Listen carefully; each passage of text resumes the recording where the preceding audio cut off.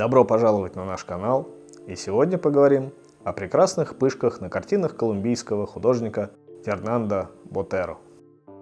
Фернандо Ботеро, годы жизни 1932-2023, популярный колумбийский художник, чей авторитет может сравниться только с писателем Габриэлем Гарсиа Маркесом. Но Гарсиа Маркес, к сожалению, умер в 2014 году. Фернандо удалось создать собственный узнаваемый стиль. Люди и животные на его картинах очень объемные, словно бы все страдают излишним весом. Возможно, это ответ художника на засилие всевозможных фастфудов, из-за которых значительная часть населения, особенно среди бедных людей, страдает ожирением, чего не было во времена молодости Ботеро. Но к своему стилю он пришел не сразу. В молодости у него были работы совершенно не похожие, словно их выполняли разные художники. Фернандо Ботеро находился в творческом поиске, как и у великого Пикассо, его творчество постепенно видоизменялось и эволюционировало. Это во многом и есть показатель истинно творческой личности. Гораздо проще писать, как все, особенно если освоить необходимую технику. Так можно штамповать вполне востребованные картины и зарабатывать на такой, во многом чисто ремесленной работе. Но лишь немногие идут дальше, находят что-то новое в живописи, пусть оно даже не всегда привычное и приятное глазу. Найдя свой стиль, Ботеро решил остановиться на нем. Его работы в последние 20 лет жизни практически неизменны. Однако тема картин очень разнообразна. Это пародии на картинки знаменитых художников прошлого. Однако не злые и насмешливые. У Фернандо Ботеро хватает ума и такта не издеваться над произведениями великих, а дружеские и ироничные. Причем ирония больше над современным искусством и штампованными изображениями признанных шедевров, из-за которых взгляд на творчество замыливается и притупляется острота восприятия. Фернандо Ботеро не оставался в стороне и от негативных явлений нашей жизни.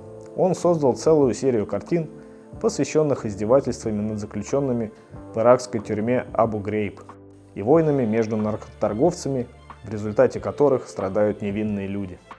А еще Ботеро удавалось удивительно выстраивать композицию между огромными фигурами людей и свободным пространством на картинах. В итоге они совершенно не выглядят тяжеловесными и слишком натуралистичны, как у Люсьена Фрейда.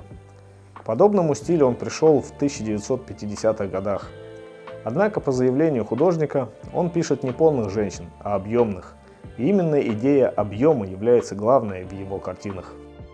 Ботеро предпочитает яркие цвета и четко выраженные формы. Это отголоски традиционного искусства Южной Америки. Он настоящий фанат правильного освещения. В своих студиях уделял очень большое внимание постановке света. По мнению художника, он непременно должен падать с севера. Фернандо родился во втором по значимости колумбийском городе Медельине. Очень рано, в 4 года, потерял отца, мечтал стать тореадором и даже несколько лет учился в школе матадоров. Но потом захотел стать художником и своего решения держался крепко, несмотря на сопротивление консервативных родственников. Впрочем, Корриду Ботеро обожает и написал целую серию картин, посвященных ей. Свою первую выставку организовал в 1952 году, однако серьезного материального благополучия от ее проведения не добился. Пришлось ехать в Мадрид и зарабатывать копированием картин Веласкеса для туристов. Зато была отличная возможность воочию ознакомиться с шедеврами живописи в музеях Мадрида и Парижа. С 1958 года Ботеро наконец заявил о себе как о выдающемся художнике. Его картины выставлялись на выставках и в музеях. Он получил должность профессора в художественной академии Боготы. Ботеро трижды женился, и все на стройных и грациозных девушках. Он никогда не любил особенно пышных женщин, а его женские персонажи – это скорее ирония, нежели какой-либо фетиш.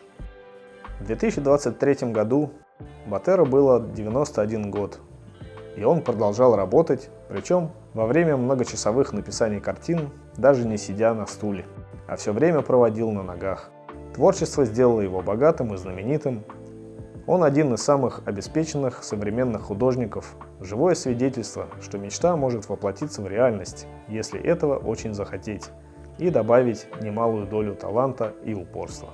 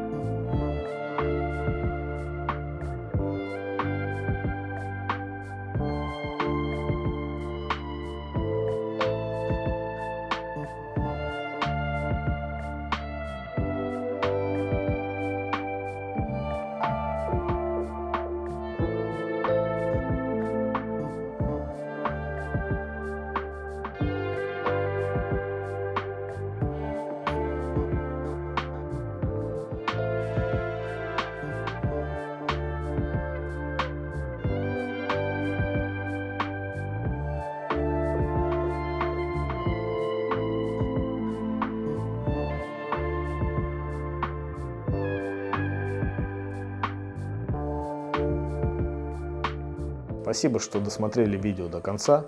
Лайк и комментарий – отличный способ поддержать канал и автора.